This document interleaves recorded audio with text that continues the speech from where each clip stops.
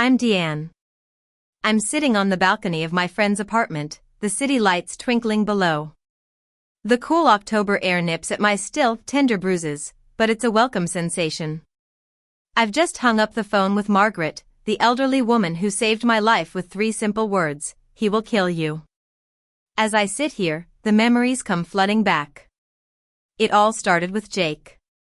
He was charming at first, like a warm summer breeze that lulls you into a false sense of security.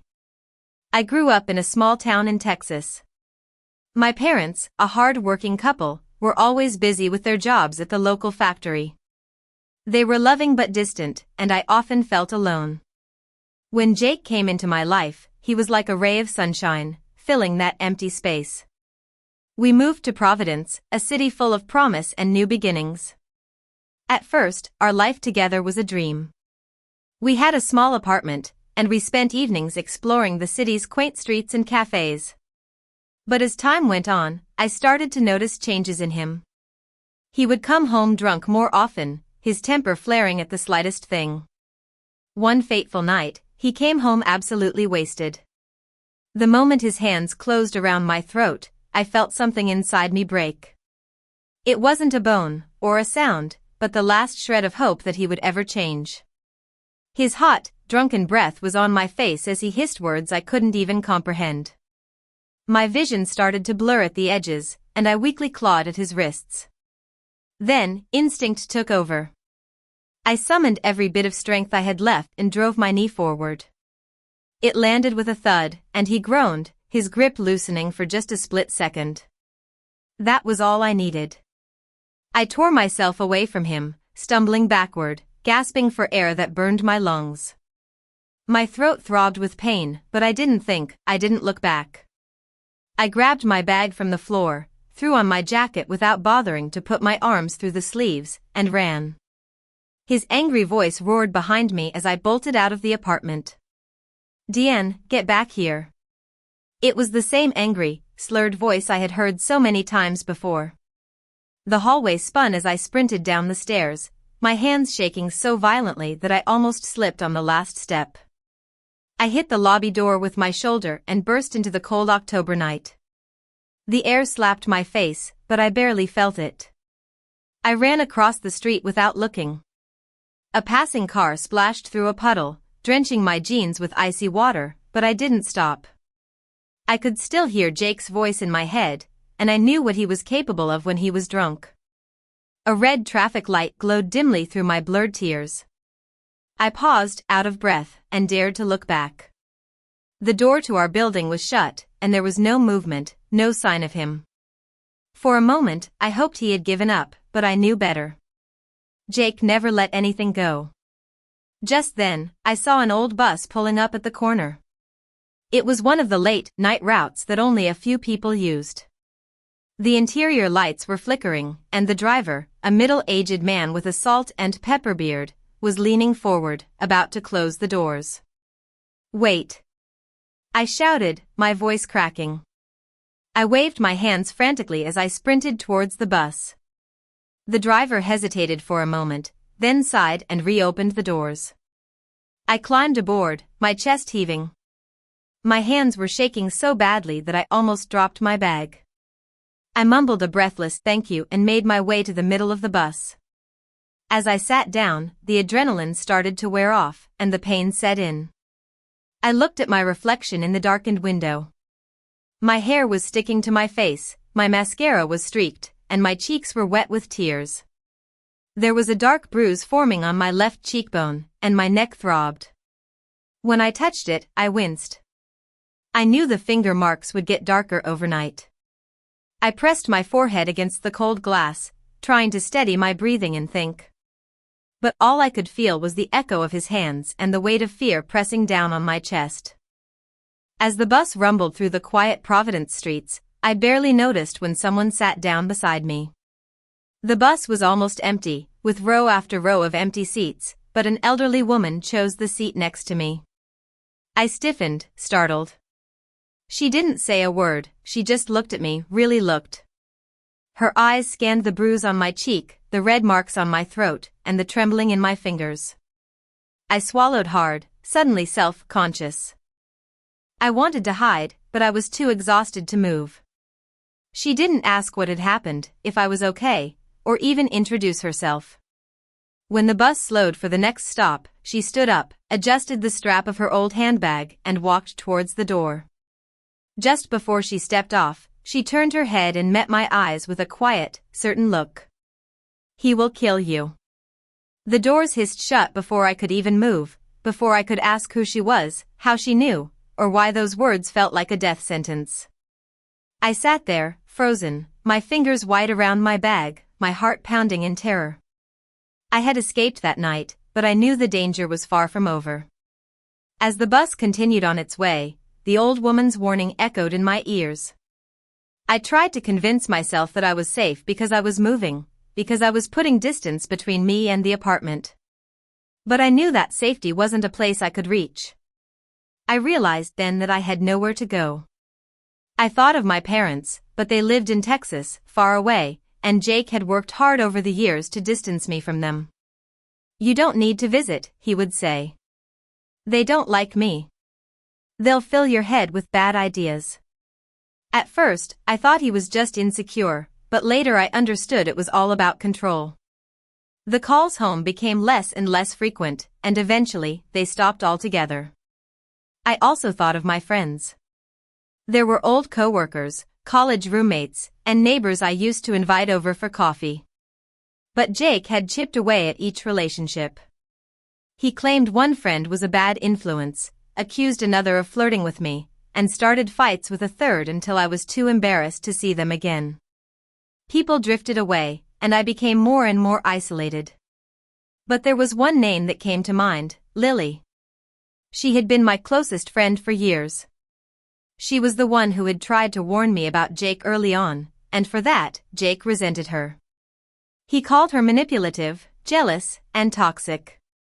He banned me from seeing her, and every time her name came up, the fights got worse. Eventually, I stopped mentioning her. It had been a long time since we'd spoken, but I knew she was the only one I could turn to. I wiped my face with the sleeve of my jacket, took a shaky breath, and pulled the stop request cord. The bell chimed faintly above me. As the bus rolled into Federal Hill, the night felt even colder, and the air was heavy with uncertainty. I stepped off the bus onto the sidewalk, my legs weak from the adrenaline crash and the pain in my throat. The streetlights cast long shadows across the buildings, and I hesitated. Maybe Lily had moved. Maybe she wouldn't open the door. Maybe she'd forgotten about me. But I knew I couldn't turn back. I couldn't sit on another bus until morning, and I couldn't wander the city hoping fear would keep me warm. So, I started walking towards Lily's old apartment building, each step slow, exhausted, and unsure, but I was determined to keep going. By the time I reached the old brick building on Atwells Avenue, my legs felt like they were made of lead. I climbed the steps slowly, holding on to the railing for support. The hallway light flickered as I made my way to the third floor, each step sending a jolt of pain through my bruised throat. When I stood in front of Lily's door, my hands were shaking so much that I almost missed the doorbell. I pressed it again, this time more weakly, praying that she still lived here and that she would answer. The hallway seemed to hold its breath. Then, I heard the lock click, and the door cracked open just enough for a face to appear. It was Lily, looking tired and wary, her hair pulled into a messy bun. She was holding a mug and wearing an oversized sweatshirt, clearly not expecting visitors. But the moment her eyes landed on me, the mug slipped from her hand and shattered on the floor. "Oh my God, Deanne," she gasped. I tried to speak, to smile, to explain, but the words wouldn't come. My knees buckled, and I started to fall forward. Lily lunged forward and caught me before I hit the floor. Hey, I've got you," she whispered, pulling me close. I buried my face in her shoulder and sobbed so hard that my whole body shook. She wrapped her arms around me, holding me tightly as if she could shield me from the entire world. "You're safe. You're here now. It's okay. I've got you." I clung to her sweater, unable to stop crying. all the fear, shame, and panic that I had been holding in came pouring out. I cried until my throat burned and my breath came in ragged gasps. Lily didn't rush me, she just held me. When I could finally stand on my own again, Lily led me inside and closed the door behind us. Her apartment was warm, softly lit, and smelled of vanilla candles. It felt like a safe haven. "Sit," she said firmly, pulling a blanket off the back of the couch and wrapping it around my shoulders. "I'm getting my first aid kit." "Don't move." I nodded weakly. My face stung when I touched my cheek, and I could see that the bruise had darkened. Lily returned within seconds and knelt in front of me. She studied my injuries quietly, her gaze moving from the finger marks on my neck to the swelling on my cheekbone. She didn't look shocked, just serious. "This wasn't a fall," she said softly, pressing a cold pack against my cheek. I swallowed hard and shook my head. "No." "Okay," she murmured, her voice calm but with an underlying urgency. "Tell me what happened." I tried to start, but my voice cracked. Lily placed a steady hand on my arm. "Take your time." So, I took a deep, shaky breath and told her everything. How Jake came home drunk again, how his anger flared up without warning, how he grabbed my throat and squeezed until the room started to spin. How I escaped, ran down the stairs barefoot, and caught the bus at the last minute. And then, I told her about the old woman on the bus. When I reached that part, Lily paused. "He will kill you," she said, just like the old woman had. "Just like that," I whispered, hugging the blanket closer. "She didn't even know me." Lily exhaled slowly and sat back on her heels. Her eyes were calm, as if she had seen this kind of thing before. "You're not surprised?" I asked, frowning. "No," she said quietly. "I'm not. I work at a women's crisis center, remember? I see this kind of thing every week. The bruises, the isolation, the escalation of violence. People notice patterns that victims don't always see." I stared at her, stunned. "You really think he would have?" "Deanne," she said, her voice firm. "From what you've told me, he already tried." Those words hit me like a punch in the gut. I gasped, and the fear came rushing back. But Lily reached out and took my hand, grounding me. "You did the right thing coming here," she said. "You're not alone tonight, and you're not going back to him, not now, not ever." I felt my chest tighten, but this time it wasn't panic. It was a wave of relief so overwhelming that I almost sobbed again. For the first time that night, I felt like I wasn't drowning. Lily squeezed my hand. "We're going to figure this out together." That night, Lily kept the lights dim and the apartment warm. She knew that anything too bright or sudden might make me recoil. She sat beside me on the couch, wrapped another blanket around my shoulders, and started to explain things. "What happened to you tonight is part of a pattern," she said gently. "It doesn't start with strangling, it escalates to it." I looked at the bruises on my hands, my voice barely a whisper. "The woman on the bus, how did she know?" Lily thought for a moment. "Because the signs are visible, especially to women who've been through it or worked with survivors. In the U.S., strangulation is a huge red flag in domestic violence cases. It's a predictor of future homicide. Most older women know that either from experience or from watching others." My stomach twisted. I didn't want to hear the word homicide, especially not connected to me. But Lily wasn't trying to scare me, she was just being honest. "She didn't need to know your name," Lily continued. "She saw your neck, your face, your shaking hands, and she knew." I pulled the blanket closer, feeling the weight of the truth pressing down on me. I had spent years convincing myself that Jake wasn't one of those men, but here I was, with bruises that told a different story. Lily stood up. "You're staying here tonight. No arguments. You're not a burden. You're safe here, and that's what matters." She disappeared into the hallway and came back with bedding, fresh sheets, a thick comforter, and a pillow that smelled of lavender. She set up the couch for me with calm, practiced movements, as if she had done this for many other women who had fled in the middle of the night. I tried to help, but my hands wouldn't stop shaking. Lily gently pushed me back down. "I've got it." Once the couch was made, Lily brewed some chamomile tea and placed the warm mug in my hands. The heat soothed my shaking a little, but I was still on edge. Every distant car horn made me jump, and every sound from the hallway made my heart race. Lily sat across from me, watching me with compassion. "Listen to me," she said quietly. "Tomorrow morning, we're going to the ER. They'll document every bruise and injury, take photos, and make notes. It's important evidence." I swallowed hard. "Do I have to?" "Yes," she said, her voice firm but not harsh. "Hospitals in Rhode Island know how to handle domestic assault cases. They'll give you discharge papers with medical statements, and then we'll go to the police." A new wave of fear washed over me. "Jake will be furious." Lily leaned forward. "I know. That's why we're also filing for a restraining order. The hospital documentation will help with that, too. And the sooner it's on file, the sooner the police can intervene if he tries to come near you again." I stared down at my tea, watching the steam fade. The words restraining order felt foreign and heavy. I never imagined my life would come to this, but Lily spoke with such calm authority that I started to believe it might work. "I'll go with you to every step," she added. "You're not doing any of this alone." I felt my eyes sting. "Thank you." Lily smiled sadly. "There's nothing to thank me for. I care about you. And you're alive tonight because you listened to your instincts.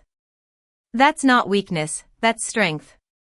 As the night wore on, Lily dimmed the lights even further and sat nearby, looking up resources on her phone. Shelter numbers, legal aid contacts, and crisis center staff she could call in the morning if needed. She didn't leave the room. She knew I flinched every time I lost sight of her. Hours passed. The clock ticked past 2, then 3. I lay curled under the comforter, but I couldn't sleep. Every creak from the building made me sit up straight, and every shadow made my pulse race.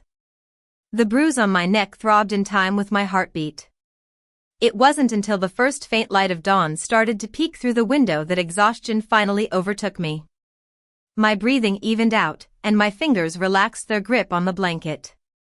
But even in sleep, my body trembled. Lily watched over me with determination. She knew that tomorrow would be a battle, but at least for tonight, I had survived. The next morning, Lily woke me up gently. My eyes were swollen from crying, my throat was stiff, and my body felt heavy. But the moment I remembered where I was and why, the fear came back. Lily handed me a clean sweatshirt and a pair of soft leggings. "Change into these, then we go." The drive to the hospital was quiet, except for the hum of the heater. I sat with my hands clasped tightly in my lap, looking out the window at the city waking up. Every time a car passed too close, I flinched. Every time my phone buzzed with missed calls from Jake, my heart dropped. Lily didn't tell me to turn off my phone. She just said, "We'll show everything to the police." At the ER, the triage nurse took one look at the bruises on my neck and immediately called for a forensic nurse examiner. A FNE, trained specifically for domestic and sexual assault cases. I didn't understand the significance until I saw the nurse's badge. She introduced herself gently. "I'm here to document your injuries for both your medical care and any legal actions you decide to take. You're in control of this process. I'll explain everything before I do it." I nodded, but I couldn't speak. Lily sat beside me, offering silent support. The nurse started with a medical exam, checking my breathing, the swelling in my throat, the tenderness in my jaw, and the bruising under my collarbone. Then, she brought out a camera. "These photographs will go into your confidential forensic record. The police will request them as evidence with your permission." I swallowed hard as the flash illuminated my injuries. Each click of the shutter felt like a validation.